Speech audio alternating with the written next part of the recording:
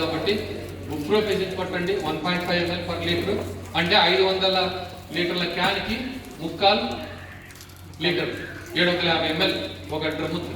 So ఆ లెక్కన దాంతోపాటు హెక్సాకానజోల్ 1 లీటర్ 1 డ్రమ్ముకి హెక్సాకానజోల్. ఈ సెకండ్ స్ప్రే చేసేటప్పుడు దాంతోపాటు ప్లానోఫిక్స్ కలపాలా, ప్లానోఫిక్సే కలపాలి. మాట్లాడదాం. డేంజర్ కాదు, ఏదైనా డేంజరే. ఇంట్లో గ్యాస్ స్టవ్ పెట్టుకున్నాం డేంజరే, సిలిండర్ డేంజరే, కరెంట్ పెట్టుకున్నాం డేంజరే. అట్లని పుట్టుకుంటున్నామా కరెంట్? 7 డేంజర్, కాన్సన్ట్రేషన్ పెంచితే కదా. ఒక 500 లీటర్ల డ్రమ్ముకి 100 ml చాలు. ఒక బాటిలే, చిన్న బాటిల్, ఒకే ఒక బాటిల్ 100 ml బాటిల్, 500 లీటర్ల క్యాన్. ఎక్కువ ఎందుకు చేయలేము?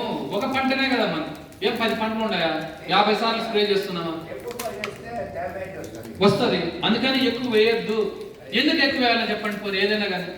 అంటే డబ్బులు ఎక్కువ అయిపోయినాయి మనకి. ఖచ్చితంగా డెఫినెట్ గా ఒక 500 లీటర్ల డ్రమ్కి 100 ml మాత్రమే వేయాలా. దానికన్నా ఎక్కువ వేస్తే డెఫినెట్ పోతు మాడుతుంది డెఫినెట్ గా. ఎక్కువ కాన్సన్ట్రేషన్ వేయద్దు. అట్లని చెప్పని దీని బదులు మార్కెట్లో వేరే కూడా దొరుకుతుంది. ఇదే ఎన్ఏఏనే చీలేటెడ్ ఫామ్ దొరుకుతుంది.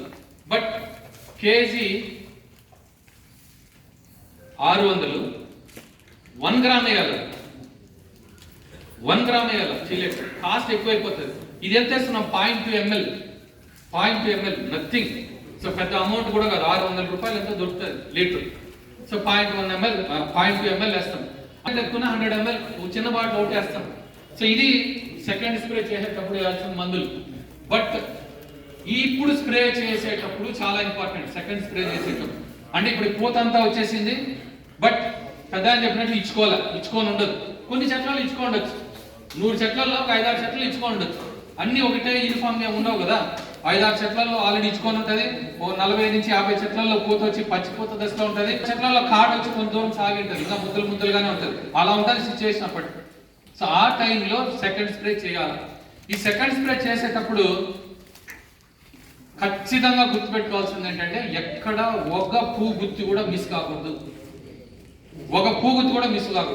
ఒకవేళ చెట్టు మీద కానీ హాపర్స్ ఉండి మనం అక్కడక్కడ ఒక్కొక్క పువ్వు గుత్తి మిగిలిపోతే కూడా ఆ ఒక్కొక్క పువ్వు గుత్తి మీద ఉన్న 5-6 పురుగులు కానీ మిగిలిపోయినాయంటే వారంలో మళ్ళీ ఆ 10 పురుగులు 3000 అవుతాయి. వారంలోనే 3000 అవుతాయి. వారం కూడా అవసరం లేదు, పురుగు ఆల్రెడీ డెవలప్ అయ్యింది. ఆ రోజు గుడ్లు పెడుతుంది, మరుసటి రోజు గుడ్లు పెడుతుంది. సో వారం రోజుల్లో 10 పురుగులు మిస్ అయింటే ఒక కొమ్మ మీద ఆడన్నా ఒక పువ్వు మిస్ అయింటే 3000 అవుతాయి. వారంలో 3000 మళ్ళీ 300 పెడితే 90000 అవుతాయి.